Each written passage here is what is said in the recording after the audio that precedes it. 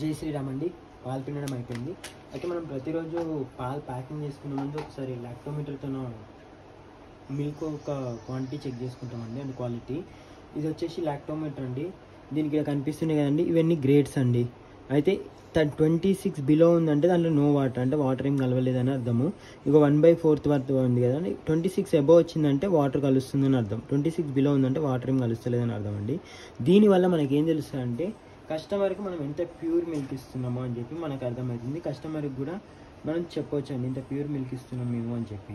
Next వచ్చేసేదండి మనకు బఫేలో ఫీడింగ్కి కూడా అర్థమైపోతుందండి.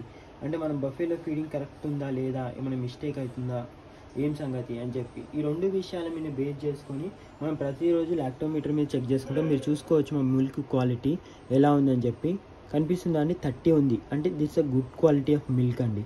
చూసిండి అంటే ఎంత తక్కువ ఉందో. ఇంత క్వాలిటీ మిల్క్ మెయింటైన్ చేయాలంటే మంచి ఫీడింగ్ వాడాలి ఫస్ట్ బఫేలోకు. నువ్వు ఎంత మంచి ఫీడింగ్ వాడితే అంత మంచి మిల్క్ వస్తుందండి క్వాలిటీలా.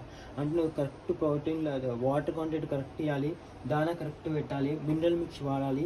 ఇలాంటివి వాడుతూ ఉంటే మీరు కూడా క్వాలిటీ ఇలా మెయింటైన్ చేసుకోవచ్చు అండి.